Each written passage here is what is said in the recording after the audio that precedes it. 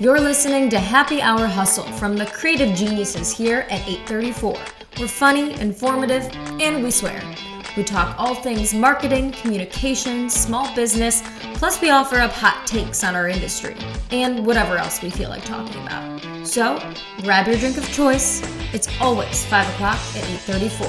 And crank it up. Hey hustlers, welcome back. Today we have another cohort spotlight from the Women's Entrepreneurial Fellowship. I sat down with Caitlin McMahan, co-owner of Marcellus Metalcasters, a Michigan-based manufacturing company doing some really impressive work. Caitlin and I talked about what it's actually like to run a foundry, what she's most proud of, the biggest lessons she's learned as a business owner, and what's next for her and her team. She's thoughtful, driven, and genuinely passionate about the work. Here's our conversation. Caitlin, thank you so much for joining us today in Happy Hour Hustle. Happy to be here. This is exciting. So we always start by asking the same question. What is your drink of choice? Oh, my drink of choice. I love a Lynchburg lemonade. Oh, I actually don't know what's in that. What is that? Yeah, so it's Lynchburg, Tennessee. So it's Jack Daniel's whiskey with like lemonade. Some people make it with like a lemon lime soda, but it's delicious. It's sweet, sugary, and refreshing. I'm gonna have to try that tonight. That sounds great. So we want to be here today to talk about your business and how you got started. So how would you describe your business when someone asks what it is that you do? Yeah, so I like to tell people that we're a niche manufacturing business. We make cast iron products. As far as how did we got started, we found it on Google.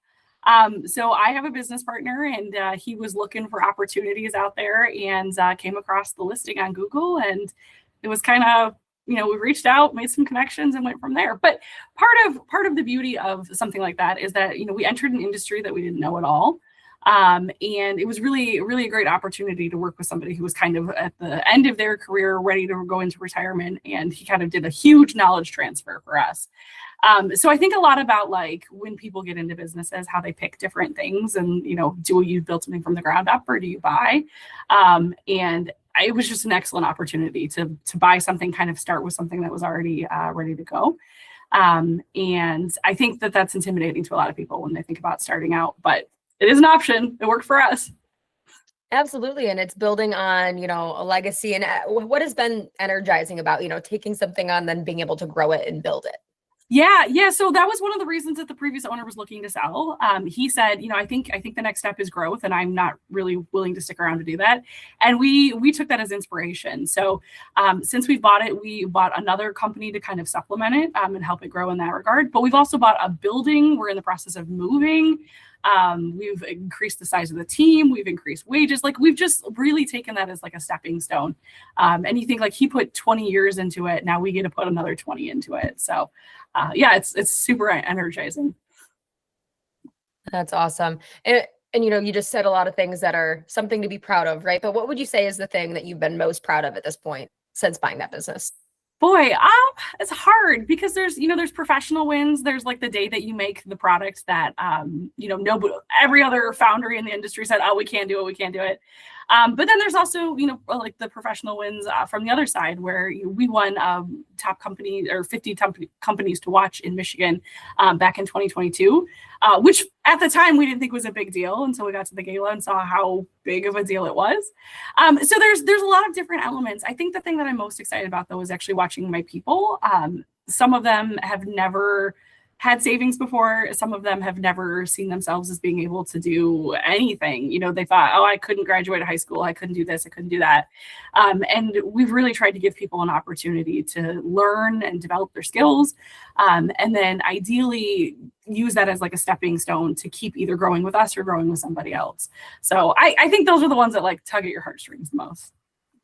Absolutely. And, it is an industry that not a ton of people know about, especially if they're not involved in it, even, tangentially, anything like that. What is it that you did to help your business stand out from other foundries and other things, especially coming in, not really knowing that industry as much? Yeah. So my background is in engineering, but not manufacturing. And so we spent kind of like the first year trying to learn what everybody does, like do the jobs out on the floor, work hand in hand with those guys. And there's so many reasons that that's beneficial. I mean, you get respect from your team. You understand if a piece of equipment goes down, like, how do you fix it? How was it supposed to work before it broke? Like, you get all that kind of stuff, but you also like really get a feel for how things are actually done, where you have problems and maybe things aren't flowing as well as they could be. And kind of all of that like intricacy. And so then once you got that background, now it's easier to go out to people and say, we do this differently than other foundries, and this is why, and this is the benefit of that. So we're really, really focused on small orders. We try not to do more than like 1,000 pieces of something. We're very willing to work with customers on the weird, intricate designs or complicated things, but also prototypes where maybe they're not sure that they're ready to like order 1 million of a part and they just want to make a couple, try them out, maybe make some adjustments after that. So we're super flexible with both our customers and with the types of products that we try to make. We're very diversified. We're in every industry except for like heavy automotive. We do some antique automotive stuff. But yeah, it's just kind of what sets us apart. But being able to like go out there and make a part myself is a big piece of that. So yeah, it's super cool, and we love being in our little niche.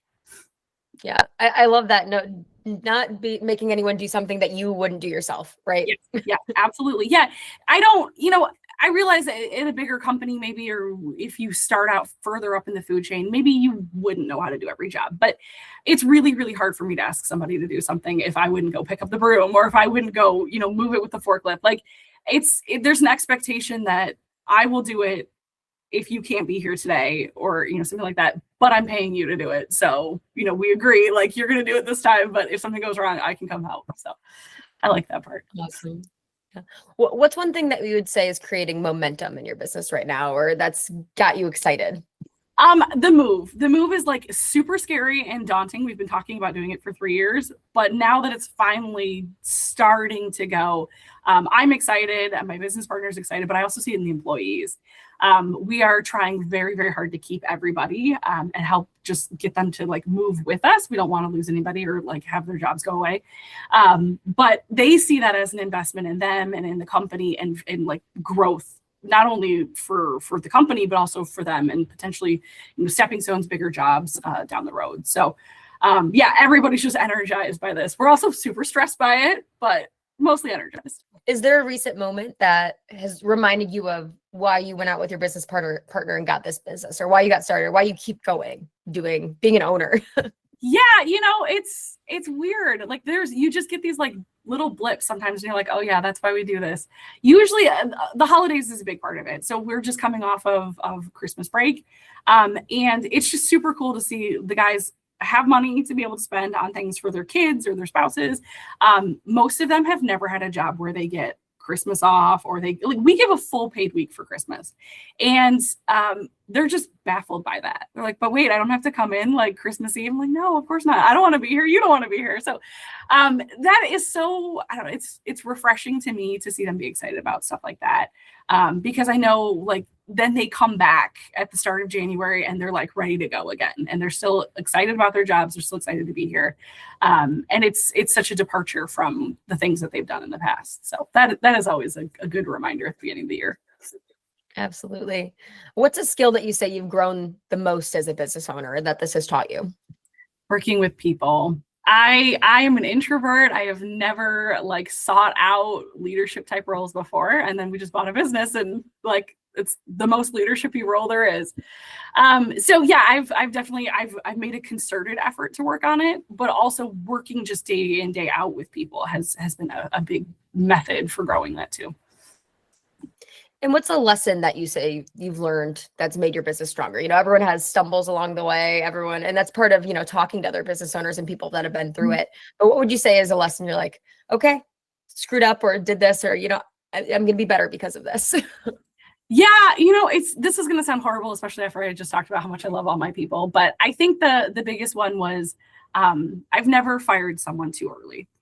And saying that sounds bad, but we've a couple 2-3 years ago, we got rid of one of our supervisors, and we were scared to do it because we knew that person had a lot of institutional knowledge that we were going to lose. And some of that was by design. That individual didn't really want to share a lot of that knowledge. But as soon as we got rid of him, everybody else said, oh, thank God. And we were like, wait, what? Like, you guys didn't like him either. Like, we got rid of him for professional reasons, but he was causing all sorts of like social problems we didn't know about. And it's just like, you never want to take somebody's job away. You never want to, know that his kids are, dad doesn't have a job. Like, you don't want to be in that position, but at the same time, you have the rest of your team to look out for. And thinking that, like, the first person who told me I'm quitting because of that person was like, oh, okay, no, we have to do something. So it's something that I've told other business owners since then, when I've heard them say, boy, I just really don't know what to do here.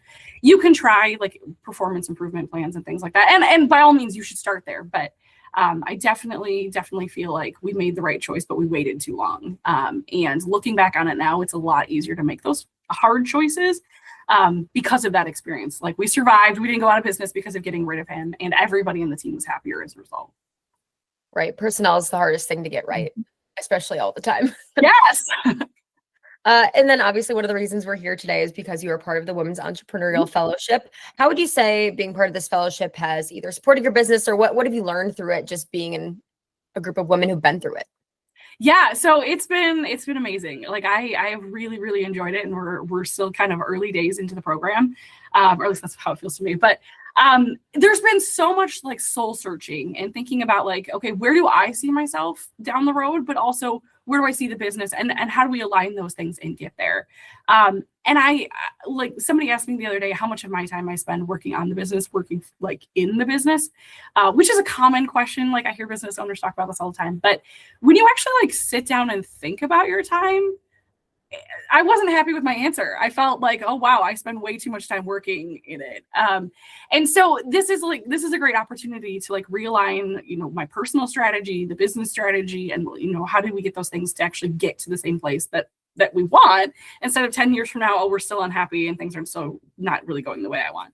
So like Kim, who's running the program, for those of you maybe don't know that, but she's really pushed this idea of a 10-year shift, and where do you want to be in 10 years? And like, for me, I have a hard time thinking past like next Tuesday. So it's been a huge shift in just my mentality. Awesome. And then if someone wants to get to know you or get to know your business, where can they go? So we've got the business. It's Marcellus-Metalcasters.com. And we're always happy to get phone calls, emails.